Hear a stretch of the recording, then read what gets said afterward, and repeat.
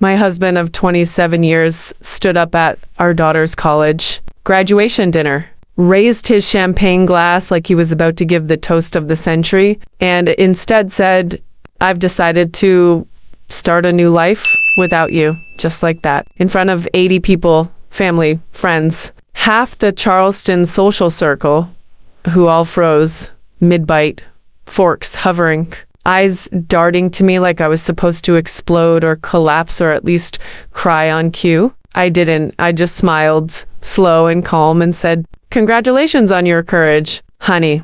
Then I slid a cream envelope next to his plate and walked out. Hi, y'all. My name is Lauren Hayes. I'm 52 years old, born and raised right here in Charleston, South Carolina. And for most of my adult life, I played the part of the perfect low country wife and mama. So, well, I almost forgot who I was underneath it all. Girl, if you're listening with a glass of Pinot Grigio or sweet tea in your hand, pull up a chair, because I'm about to tell you exactly how I turned the worst night of my life into the first real day of my freedom. And trust me, there's a whole lot more to this story than that one awful toast. Before I go any further, huge thank you for being here. If you're new to the channel, please hit that like button and subscribe if you genuinely enjoy the content. All right, now let me tell you what really went down. That dinner was supposed to be about Savannah, my baby girl Savannah. Grace Hayes had just graduated, magna cum laude from College of Charleston with a degree in marine biology. She'd worked 2 jobs, taken out loans, and still managed to keep her head above water while her daddy and I, well, we were supposed to be the safety net. I'd spent the last 25 years putting my own dreams on ice, so Gregory could chase his first. It was the real estate venture in Mount Pleasant that tanked, then the artisanal coffee roastery phase that lasted 9 months. Then he found himself selling custom boat wraps on the weekends. I kept the books at a mid-size accounting firm downtown, made sure the mortgage got paid, made sure Savannah's tuition checks cleared, made sure we looked like the picture-perfect family every Sunday at St. Philip's. But 3 months before that graduation dinner, I noticed the little things. A $400 transfer to an account I didn't recognize, then another, then jewelry charges at a boutique on King Street, nothing I'd ever wear. Then dinners at Husk and Fig that never showed up on our calendar. Gregory's phone started living face down.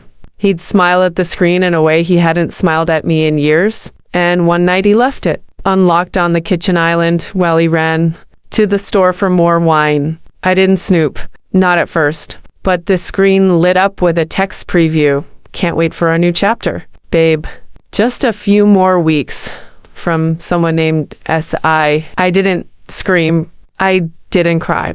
I took screenshots. Then I started digging quietly, methodically, because I'm the numbers girl. Remember? I know how money moves. I know how people hide it. And I knew exactly what a 27-year marriage plus a rock-solid prenup from 1998, the one he insisted on because his daddy had just handed him seed money for his first failed business, could do if there was proof of cheating. Y'all, I found everything. Bank statements, Venmo transactions labeled, dinner, hotel bookings in Hilton, head text threads, planning their fresh start the day after Savannah's graduation so he could keep the peace for her big day. He even had screenshots of beach cottages they were eyeing in Folly Beach, talking about how she won't make a scene in public, that she was me. I could have confronted him then, could have blown it all up months earlier, but I waited. I waited because I knew the moment he made his grand announcement, the whole room would witness it. And I wanted witnesses when I served him the consequences. The morning of graduation, I filed emergency divorce papers. I had already moved half our liquid savings into accounts. Only I could touch perfectly. Legal under South Carolina law since we were still legally married and I was protecting marital assets from dissipation. I had the prenup's fidelity clause highlighted in yellow. I had photos of receipts. I had text messages saved in a cloud folder labeled Taxes 2024 because he never checked that one. And I had the most important thing of all, time. Time to plan. Time Time to breathe. Time to remember who Lauren Hayes was before she became Mrs. Gregory Caldwell. So when he stood up in that private room at the Dewberry, glass raised, and said those words, "I've decided to start a new life without you," the whole table went dead silent. Savannah's face crumpled. My sister-in-law Tara, who'd flown in from Charlotte, sucked in a breath so sharp I thought she'd choke. Our friends, ones who'd been to every oyster roast and Christmas party, looked anywhere but at me. And there at the far end of the table sat Chloe Bennett, 29, yoga instructor, the SI on his phone. She had the nerve to wear a pale pink dress that probably cost more than my monthly car payment and look surprised when I didn't scream. I didn't scream. I smiled. I said, "Congratulations on your honesty, Gregory." Then I placed that cream envelope next to his untouched salmon and kissed Savannah on the cheek. "This day is still yours, baby girl. I'm so proud of you." I stood up, smoothed my navy dress, the one I'd bought on sale at Belk, because I never let myself spend family money on myself, and said to the room, "Please enjoy the rest of your meal. I'll see y'all later." I walked out. The low country heat hit me like a blessing. I could finally breathe. Behind me, the door banged open and Gregory's voice cracked through the humid air. "Lauren, what the hell is this? What did you do?" I kept walking. Let him open the envelope. Inside was a courtesy copy of the divorce filing, notice of the asset freeze I'd requested, and a single line typed in bold, "See you in court." I drove straight home to our house on South Battery, the one we bought 15 years ago when things still felt possible. The one he'd already promised to Chloe in those text messages I'd seen. I walked inside, past the gallery walls of Savannah's school pictures, past the antique secretary desk that had been my mama's, and straight to the master closet. Sure enough, 2 of his suitcases were already packed and tucked behind the winter coats. He'd been ready to bolt tomorrow morning. I laughed out loud. The predictability of it almost made me sad. My phone started blowing up.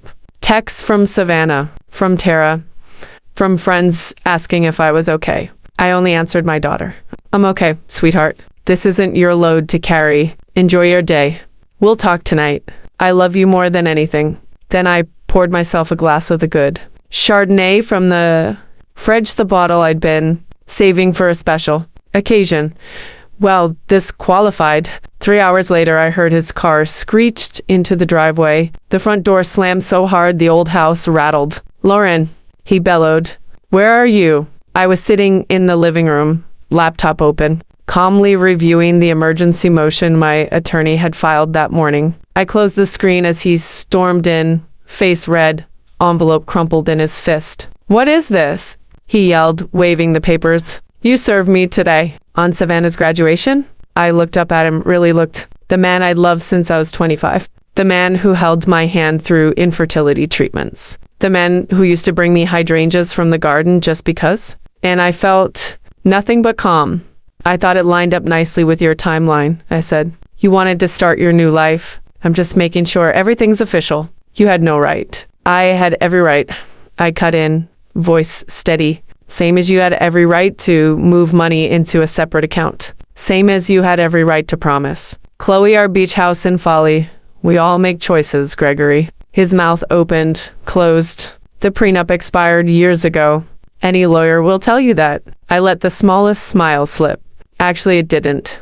Section 14, the fidelity clause runs, "For the life of the marriage." You wrote that part yourself, remember? Back when you were so worried I'd take your daddy's money if we ever split. The color drained from his face. I could see the math clicking behind his eyes.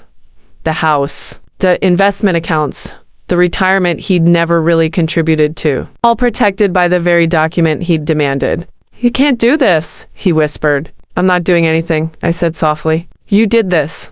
I'm just holding up the mirror." "He loved the version of us that made him look good," Tara said gently. "That's not the same thing." We moved to the living room. Savannah curled up next to me on the couch while I finally told her the whole story. Not the soft version, the real one. The money, the lies, the plan to announce it publicly so I'd be too humiliated to fight back. Savannah listened, jaw tight. When I finished, she said, "I'm proud of you, Mom, but I'm so angry at him." You're allowed to be both, I told her. That night, we slept in Tara's guest rooms, Avena and me, sharing the queen bed like we used to when thunderstorms scared her. I listened to her breathing even out and thought, this is what I protected. This is what I'm still protecting. The next morning, my attorney texted, emergency motion granted. Joint accounts frozen pending discovery. Gregory's personal escape account was still his, but it wasn't nearly as fat as he'd pretended. I showed the message to Savannah and Tara over coffee. Savannah smiled for the first time since the dinner. Good. Let him feel what it's like to have the rug pulled. I didn't say it out loud, but I was thinking the same thing. Because the real payback, it was just getting started. The next few days felt like walking through fog thick. Slow. Every step deliberate so I wouldn't fall apart. Tara's guest room became our little bunker. Savannah and I slept tangled, up like we did when she was little and scared of hurricanes. We didn't talk much at first. She'd cry in the shower so I wouldn't hear. I'd stare at the ceiling at 3 a.m. wondering how the man I'd built a life with could plan to dismantle it so cleanly. But girl, let me tell you, anger is a hell of a fuel. And I had plenty. Gregory tried calling. We left voicemails that started sweet. Lauren, we can work this out. Let's talk like adults and end it ugly. You're ruining Savannah's life over your pride. He even showed up at Tara's once, pounding on the door until the neighbor's dog started barking. Tara opened it just enough to say, she's not receiving visitors, Gregory. Go home. He left cursing under his breath. I watched from the hallway, arms crossed, feeling something shift inside me. For 27 years, I'd been the one to smooth things over, to apologize even when I wasn't wrong. Not anymore. The preliminary hearing came fast 3 days after that awful dinner. Charleston County Family Court. Small room that smelled like old coffee and lemon polish. I walked in with Philip Anderson, my attorney since the day I first suspected something was off. Philip's the kind of man who looks like he could have been a college quarterback come. Steady. Doesn't waste words. Gregory showed up with some 20-something associate who kept checking his phone under the table. Poor kid looked like he'd rather be anywhere else. The judge was Judge Marilyn Reeves, late 60s. Sharp as a tack. No patience for theatrics. She read through the prenup, the fidelity clause, the emergency motion to freeze assets. Gregory's lawyer tried to argue the clause had lapsed due to time, but Judge Reeves didn't even blink. Section 14 is clear, she said, tapping the document. It runs for the duration of the marriage and any proceedings arising from its dissolution. No expiration. And the evidence of unilateral transfers raises serious questions about dissipation of marital assets. Gregory shifted in his seat. I could see the sweat beading at his hairline even from across the table. Judge Reeves looked straight at him. Mr. Caldwell, I'm maintaining the freeze on all joint accounts pending full discovery. The marital home remains in Mrs. Hayes's possession per the agreement. You retain access to your separate account for reasonable living expenses. We reconvene in 30 days. Gregory's face went the color of boiled shrimp. He leaned toward his lawyer, whispering furiously. The young man just shook his head like, don't shoot the messenger. As we left, Gregory caught me in the hallway. Lauren, please. 27 years. We can fix this. I stopped, looked him dead in the eye. You don't fix betrayal with apologies, Gregory. You fix it with consequences, and you're just now starting to feel them. I walked away. Didn't look back. Word travels fast in Charleston. By the end of the week, the phone tree was in full bloom. Friends I'd known since high school called to say they were shocked. Some meant it. Others wanted the tea. I kept it simple. Gregory and I are separating. These things happen. No details. No drama. Let him spin his version. I knew the truth would catch up. And it did. 2 weeks later, Tara called me laughing so hard she could barely speak. You're not gonna believe this. Chloe moved out. I almost dropped my coffee. Already? Yep. Apparently. She thought she was signing up for a beach cottage and a comfortable retirement. Turns out Gregory's thriving boat trap business is barely breaking even. The savings he bragged about, mostly smoke and mirrors. She told her best friend she didn't sign up to. Date a man with money problems, packed her yoga mats and left. I laugh, shrill, belly-deep laughter for the first time in weeks. Not because I hated her. I didn't even know her. But because the fairy tale he sold her crumbled faster than his promises to me. Meanwhile, I started moving. I'd always dreamed of opening my own financial coaching practice, helping women like me understand money during the big upheavals, divorce, widowhood, empty nest, career pivots. I'd put it off for decades. No more. I rented a tiny office above a coffee shop on King Street. Nothing fancy, just a desk, 2 chairs, and a view of the stucco rooftops. I called it Hayes Financial Transitions. My first client was a 42-year-old nurse going through her second divorce. The judge was Judge Marilyn Reeves, late 60s. Sharp as a tack, no patience for theatrics. She read through the prenup, the fidelity clause, the emergency motion to freeze assets. Gregory's lawyer tried to argue the clause had lapsed due to time, but Judge Reeves didn't even blink. Section 14 is clear, she said, tapping the document. It runs for the duration of the marriage and any proceedings arising from its dissolution. No expiration. And the evidence of unilateral transfers raises serious questions about dissipation of marital assets. Gregory shifted in his seat. I could see the sweat beading at his hairline even from across the table. Judge Reeves looked straight at him. Mr. Caldwell, I'm maintaining the freeze on all joint accounts pending full discovery. The marital home remains in Mrs. Hayes's possession per the agreement. You retain access to your separate account for reasonable living expenses. We reconvene in 30 days. Gregory's face went the color of boiled shrimp. He leaned toward his lawyer, whispering furiously. The young man just shook his head like, "Don't shoot the messenger." As we left, Gregory caught me in the hallway. "Lauren, please. 27 years. We can fix this." I stopped, looked him dead in the eye. "You don't fix betrayal with apologies, Gregory. You fix it with consequences, and you're just now starting to feel them." I walked away, didn't look back. Word travels fast in Charleston. By the end of the week, the phone tree was in full bloom. Friends I'd known since high school called to say they were shocked. Some meant it. Others wanted the tea. I kept it simple. Gregory and I are separating. These things happen. No details. No drama. Let him spin his version. I knew the truth would catch up. And it did. 2 weeks later, Tara called me, laughing so hard she could barely speak. "You're not gonna believe this." Chloe moved out. I almost dropped my coffee. "Already?" "Yep." Apparently.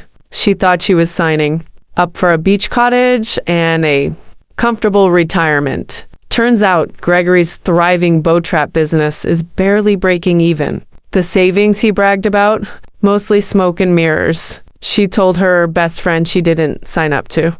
Date a man with money problems, packed her yoga mats and left. I laugh, shrill, belly-deep laughter for the first time in weeks. Not because I hated her. I didn't even know her. But because the fairy tale he sold her crumbled faster than his promises to me. Meanwhile, I started moving. I'd always dreamed of opening my own financial coaching practice, helping women like me understand money during the big upheavals, divorce, widowhood, empty nest, career pivots. I'd put it off for decades. No more. I rented a tiny office above a coffee shop on King Street. Nothing fancy, just a desk, 2 chairs, and a view of the stucco rooftops. I called it Hayes Financial Transitions. My first client was a 42-year-old nurse going through her second divorce. She cried when I showed her how to protect her 401k. My second was a 60-year-old widow who'd never balanced a checkbook in her life. I walked her through it step by step. No judgment. Word spread. Women started booking appointments. I wasn't just crunching numbers. I was handing them tools to rebuild. Savannah came home most weekends. She'd taken a research assistant job at the South Carolina aquarium entry level, but she loved it. One Sunday, she sat across from me at the kitchen table, picking at a plate of shrimp and grits. "You know what's wild, Mom?" she said. "If Dad had just been honest, maybe even a year ago, could have figured something out. He might have kept half of everything. Now he's fighting to keep the car." I nodded. Sometimes people can't see past what they want right now. They think the grass is greener, so they burn the whole yard down to get to it. She merely looked. You're different, calmer, happier, even. I'm free, I told her. And freedom tastes better than I remembered. The final hearing landed on what would have been our 28th anniversary. Poetic, right? Same courtroom, same judge. Gregory looked 10 years old, or hollow eyes, rumpled suit. His business had taken a nosedive without my behind-the-scenes help. Chloe was long gone already, posting beach pics with some real estate guy from Mount Pleasant. Judge Reeves reviewed the full discovery. Every transfer, every text, every promise he'd made to another woman, well, still married to me. She upheld the prenup in full. I kept the South Battery house, my retirement accounts, and 70% of the joint investments. Gregory walked away with his personal account mostly drained by legal fees, his struggling business, and whatever dignity he had left. As we left the courthouse, he approached me one last time. No anger this time, just quiet. I made a terrible mistake, Lauren. I nodded. You did. Is there any chance? No, I said gently. That door's closed. But I hope you find peace, Gregory. I really do.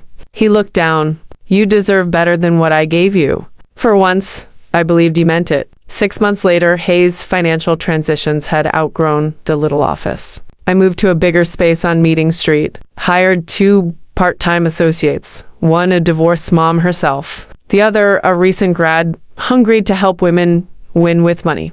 I started a monthly workshop at the public library Freed. No pressure sessions on budgeting through life changes, spotting financial red flags, building credit after a split. The room was always full.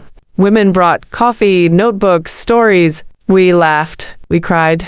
We cheered each other on. Savannah moved into a little rental in West Ashley. She comes over for Sunday suppers. We talk about everything: work, boys, dreams. She says I'm her hero. I tell her she's mine.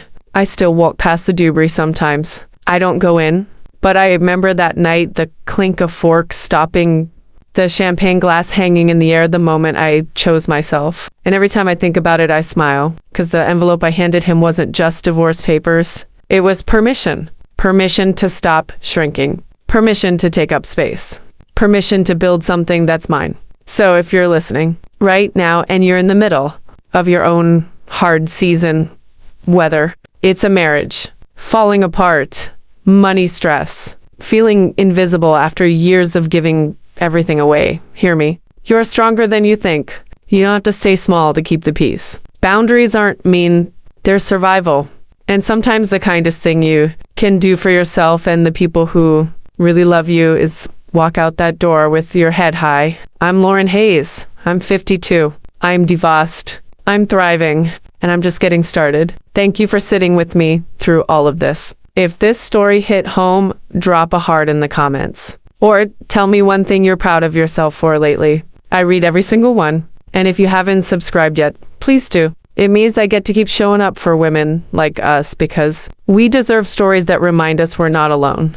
I'll see y'all next time. Love you, mean it.